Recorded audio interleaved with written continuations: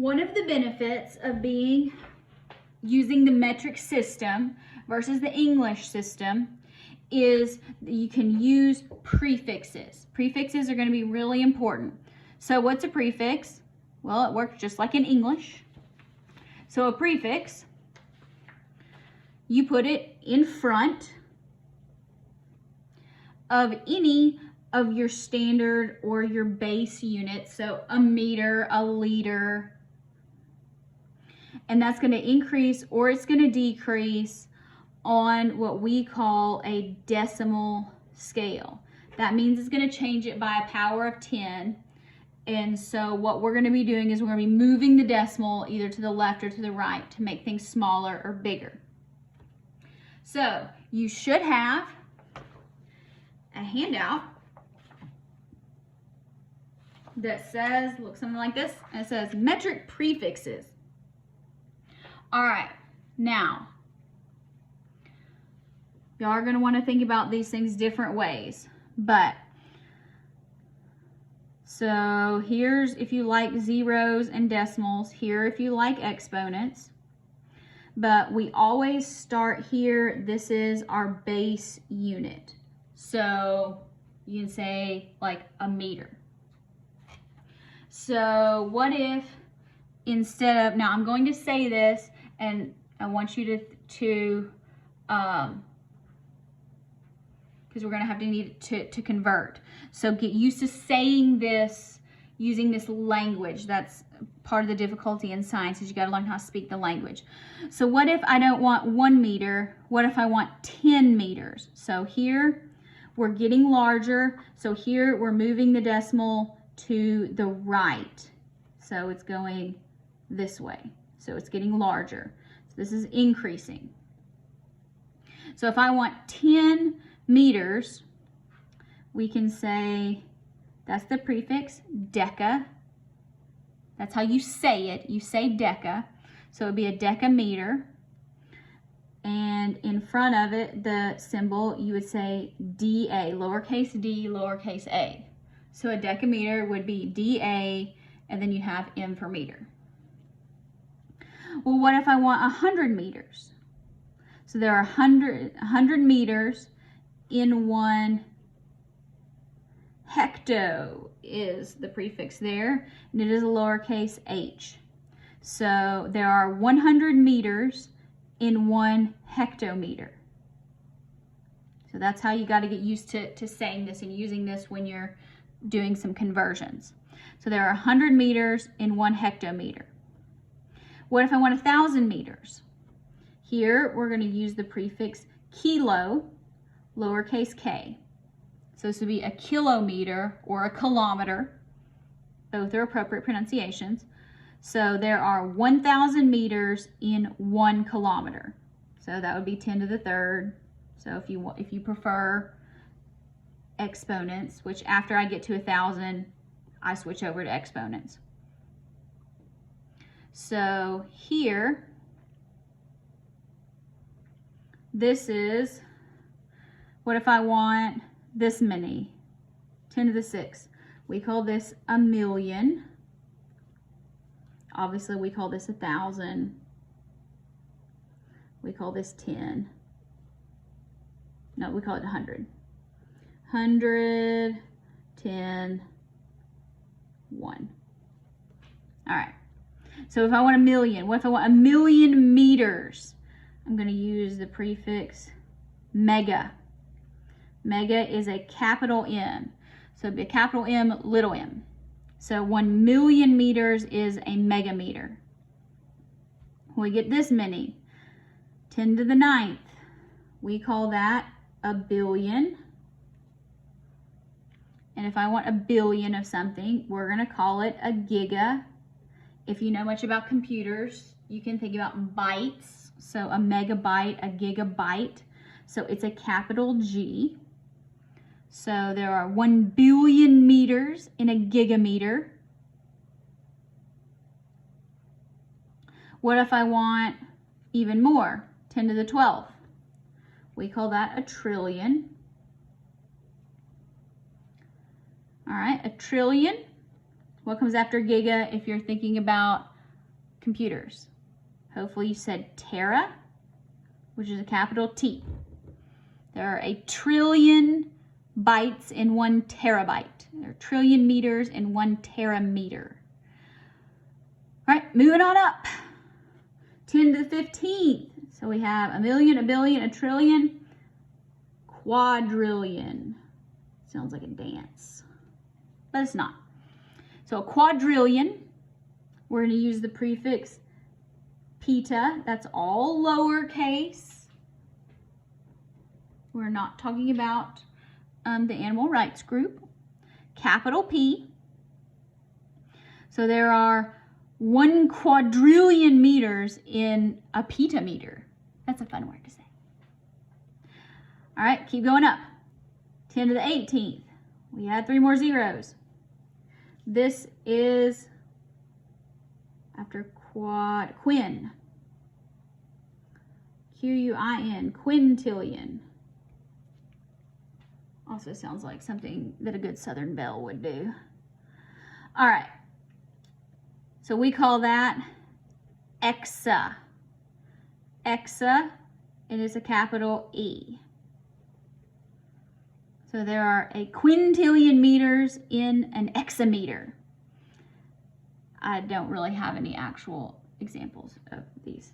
But okay, so after quintillion, we're going to go up again, 10 to the 21st. After quintillion, we have sextillion. That always makes people giggle. That prefix is zeta, Z-E-T-T-A, and it is a capital Z. So there are 10 to the 21st, or sextillion, meters in a zetameter. That's fun. All right. Last one, as big as we get, 10 to the 24th, we have septillion.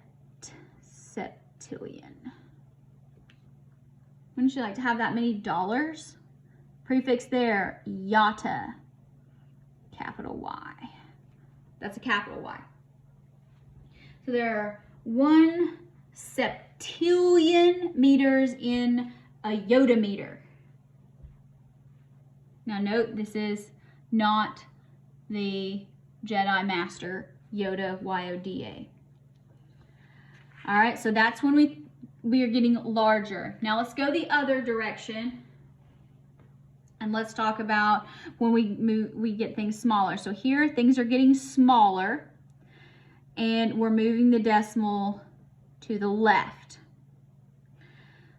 So how do we call this? We go, so 0.1.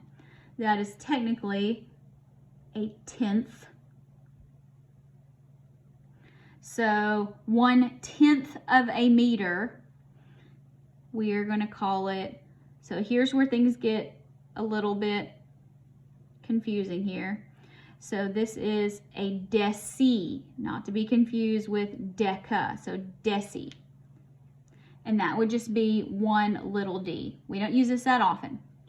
So when you're doing your conversions, what I do is, so you can say 1 meter, or sorry, 0.1, so 1/10 of a meter is 1 decimeter. So this is how many meters are in one of these. I don't like to do it that way. I like to go with which is bigger. So I say there are 10 decimeters in 1 meter. So that's how I like to go through things, thinking. Maybe you like that, maybe you don't. I'm okay with whichever way you choose to, whichever one makes more sense in your brain. All right, so 10 to the -2 here. We're going to call that 100th. So that means there are 0.01 meters, and we call this a centi. And we use a little c. Now notice as we got bigger, we started using capital letters. We're all going to use lowercase letters down here. Okay, So there are 0.01 meters in 1 centimeter. Or going the other way, there are 100 centimeters in 1 meter. That's how I like to do it. I like to make this exponent positive and say there are this many of these units in 1 meter, liter, gram, whatever. That will make more sense, hopefully, soon. So going this way, another one.